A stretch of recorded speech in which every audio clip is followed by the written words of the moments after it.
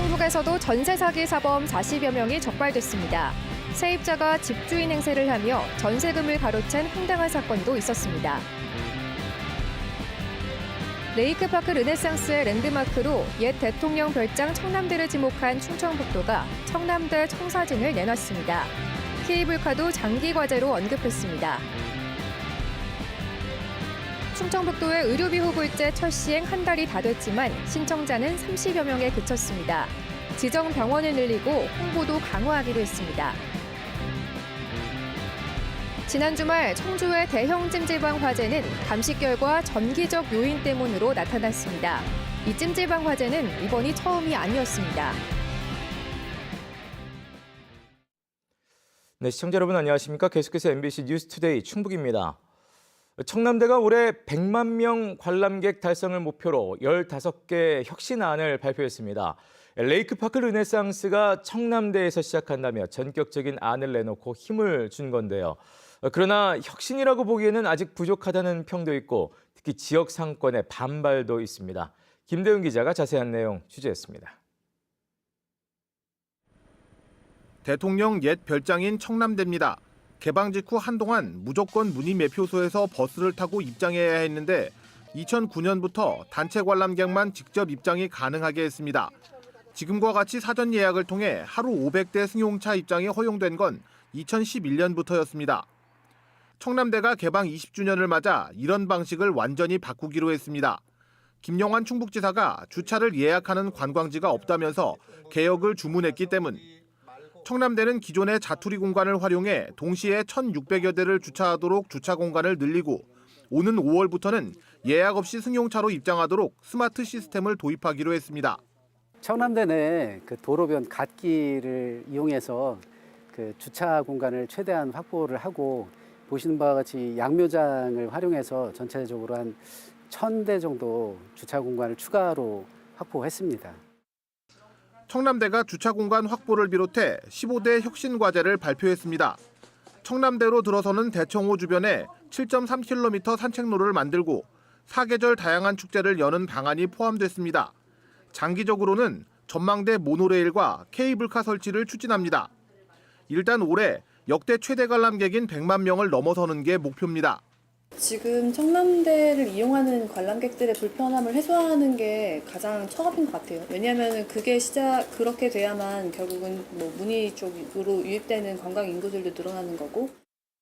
김영환 지사가 강력한 개혁을 주문한 지 불과 한 달여 만에 혁신안을 발표하다 보니 예산이 확보되지 않았거나 지난 몇 년간 이미 추진되던 과제를 혁신안으로 이름만 바꿨다는 비판도 나왔습니다. 특히 예약 없이 승용차 진입을 허용하는 문제를 두고 주민 반발이 확산되고 있습니다. 청남대 개방 당시부터 각종 규제로 피해본 문이면 상권 활성화를 위해 승용차 진입을 제한했던 건데 협의도 없이 발표했다는 겁니다. 지역 주민이 살고 그다음 청남대를 살려야 되는 거지. 청남대는 돈 몇 푼 벌려고 지역 주민 죽이는 경우가 어디 있어요. 말도 안 되는 얘기죠. 충청북도는 청남대가 먼저 활성화되지 않으면 주변 상권에도 오히려 손해가 될 것이라면서 주민과 계속 상의하고 상생 방안을 만들겠다고 밝혔습니다.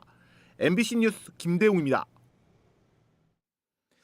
김영환 지사의 대표 공약인 의료비 후불제가 시행 한 달이 다 되도록 초기 호응이 당초 기대만 못한 듯합니다.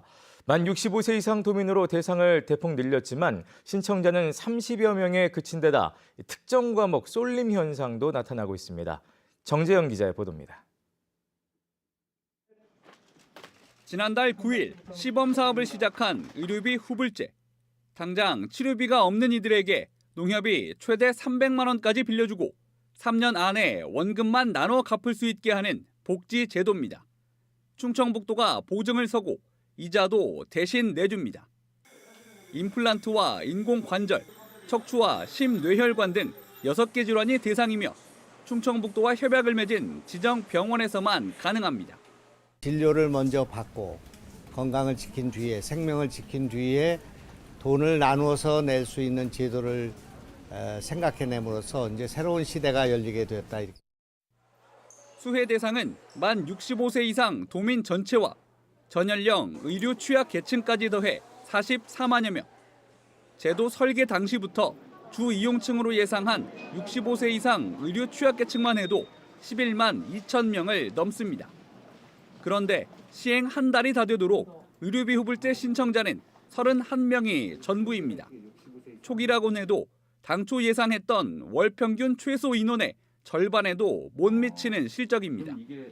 의료비가 꼭 필요하지만 기존 채무를 갚지 못했다는 이유로 탈락한 사례도 나왔습니다. 시행 전부터 실효성을 두고 우려됐던 부분입니다. 연체하고 있는 채무가 있는 경우에 의료비 대출과 융자 지원이 이루어지지 않는다면 이 제도가 절실하게 필요한 어떤 보건의료 취약계층임에도 불구하고 이 제도를 활용하지 못하게 되는 상황도 발생할 수 있는데 500건이 넘는 전화 상담에 비해 실제 신청 건수가 적은 건 이런 제약이 영향을 미친 것으로 보입니다. 또 무이자이긴 해도 나중에 갚아야 하는 의료비 후불제와 달리 취약계층에게 의료비 300만 원을 주는 긴급 복지 지원 사업의 존재도 외면의 원인으로 꼽힙니다. 여기에 사회복지 공동모금회와 노인의료나눔재단 등의 의료 지원금까지. 의료비 후불제는 이런 지원을 받고도 충당이 안 되거나 지원 대상이 아닌 임플란트가 필요할 때만 신청하게 되는 겁니다. 실제 첫 달 신청자의 87%는 임플란트 치료가 목적으로 특정 질환 쏠림이 뚜렷했습니다. 65세 이상의 취약계층은 긴급복지나 공동모금회의 일방적 지원 제도를 이용하기 때문에 이런 수요가 적었을 것으로 생각합니다. 충청북도는 5개 시군에만 있었던 의료비 후불제 지정 병원을 다음 주부터 9개 시군 21곳으로 늘리고 치과도 86곳으로 확대할 예정입니다. 또 경로당 강사와 읍면 직원 등을 통해 대면 홍보를 강화하겠다고 밝혔습니다. MBC 뉴스 정지영입니다. 국민의힘과 더불어민주당 충북도당이 고 한병수 청주시 의원의 별세로 치러지는 보궐선거 공천에 나섭니다. 더불어민주당 충북도당은 어제 운영위원회에서 4월 청주시 의원 보궐선거를 위한 공직선거 후보자 검증위원회와 예비후보 자격심사 이의신청 처리위원회를 구성했습니다. 국민의힘 충북도당도 이번 주 중앙당의 지침이 나오는 대로 공천관리위원회 구성 절차에 들어갈 계획입니다. 여야 동수였던 청주시 의회 의석수는 한병수 시의원의 별세로 국민의힘 21석, 더불어민주당 20석으로 국민의힘이 한 석 더 많아졌습니다. 초등 돌봄교실의 행정 업무가 돌봄 전담사에게 이관됩니다.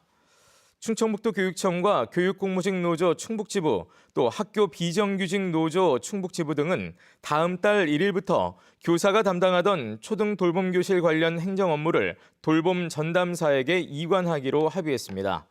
이관 대가로 돌봄 전담사들은 매달 13만 원의 별도의 활동비를 받게 됩니다.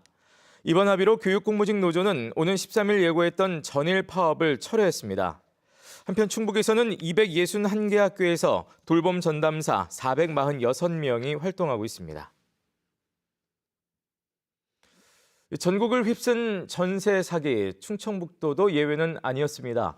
충북경찰이 지난 6개월 동안 전세 사기 특별 단속을 벌인 결과 모두 41명을 적발했습니다. 특히 세입자가 집주인 행세를 하면서 억대 전세금을 가로챈 황당한 사건도 있었습니다. 이채연 기자가 보도합니다. 석 달 전 청주의 한 20대 부부는 흥덕구의 신축급 아파트 전세를 계약했습니다. 시세보다 2억 가까이 낮은 직거래 광고를 보고 전세 보증금 1억 6천만 원을 선뜻 건넸습니다. 보증금을 받고 계약서에 서명한 임대인은 실제 해당 집에 살고 있던 30대 여성. 등기부 등본상 집주인은 따로 있었지만 자신이 배우자라는 말에 의심하지 않았습니다. 알고 보니 임대인이라던 이 여성은 월세로 들어온 지 한 달도 안 된 세입자. 보증금은 급한 빚을 갚는 등 다 써버린 상태였습니다.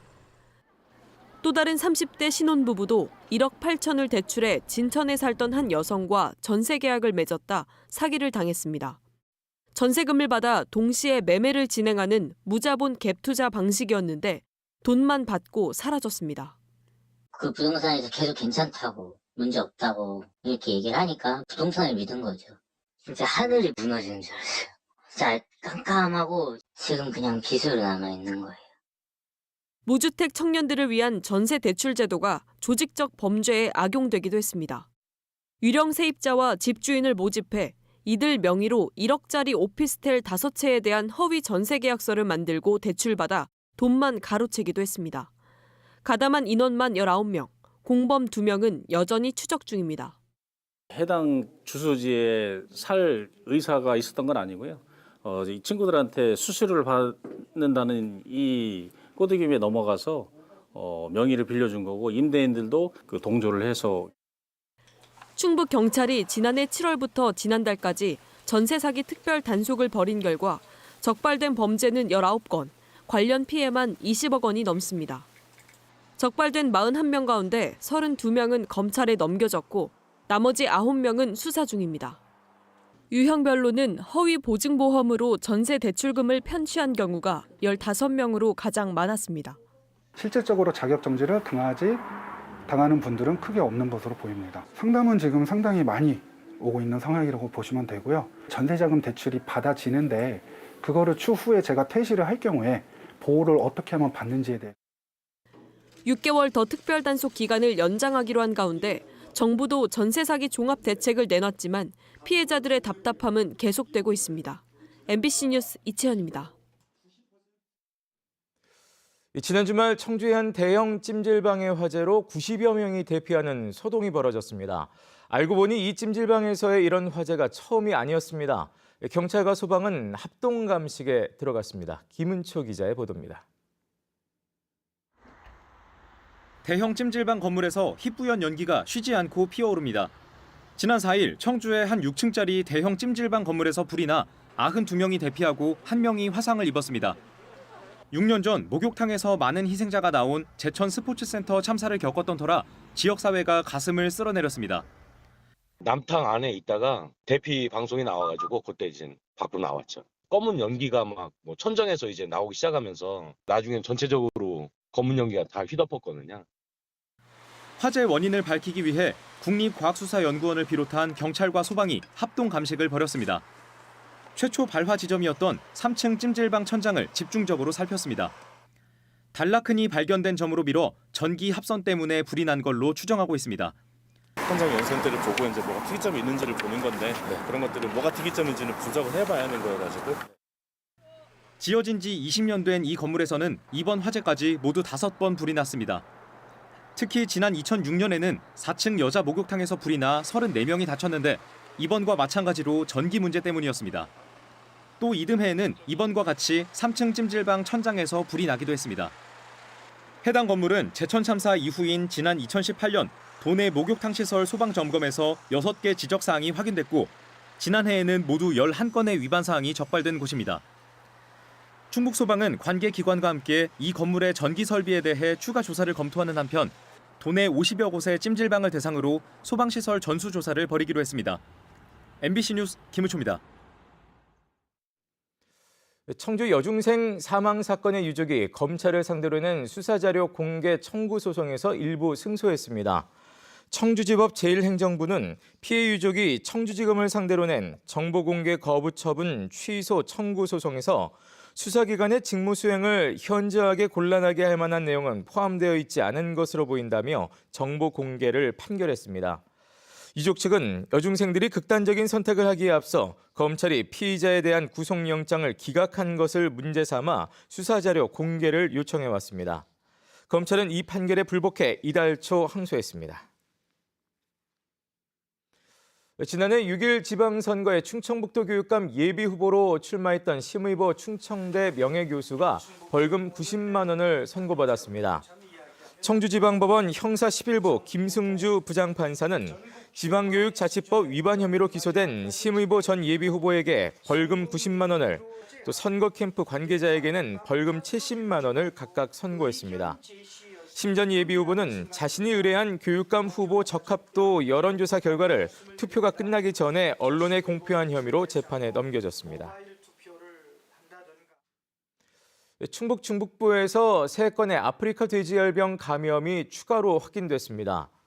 충청북도는 제천시 백운면과 괴산군 연풍면, 충주시 소태면 등 세 지점에서 각각 발견된 야생 멧돼지 사체에서 아프리카 돼지열병 감염이 확인됐다고 밝혔습니다. 아프리카 돼지열병은 치사율 100%인 동물 전염병으로 충북에서는 야생 멧돼지 사체에서만 모두 313건이 발견됐습니다.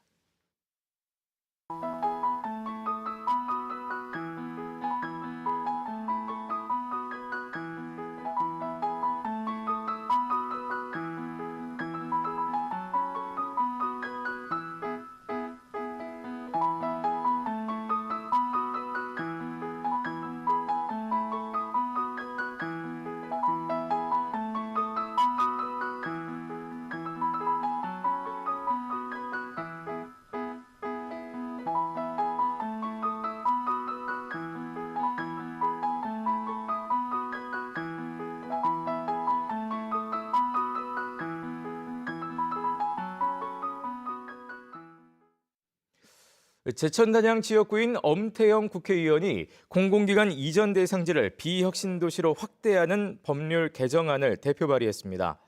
엄태영 의원은 공공기관을 혁신도시 이외 지역으로 이전하려면 혁신도시 이전에 비해 절차가 복잡해 역차별 소지가 있다며 법안 발의 배경을 설명했습니다. 현행 혁신도시 조성 발전에 관한 특별법은 공공기관 지방 이전은 혁신도시를 원칙으로 하고 혁신도시 이외 지역으로 이전하려면 국가균형발전위원회 심의 등의 추가 절차를 거치도록 하고 있습니다.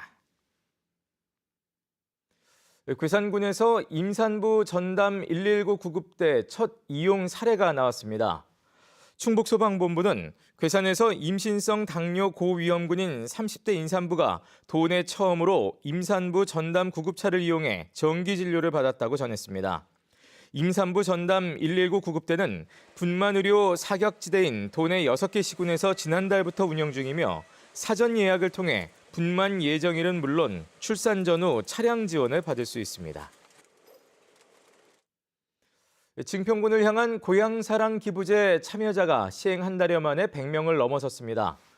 증평군은 올해 초 시행된 고향사랑 기부제의 참여 인원이 100명을 돌파해 모두 3,625만 원의 기부금이 수납됐다고 밝혔습니다. 기부 금액은 전액 세액공제를 받는 10만 원이 65명으로 가장 많았고 100만 원 이상 고액 기부자도 11명이었습니다.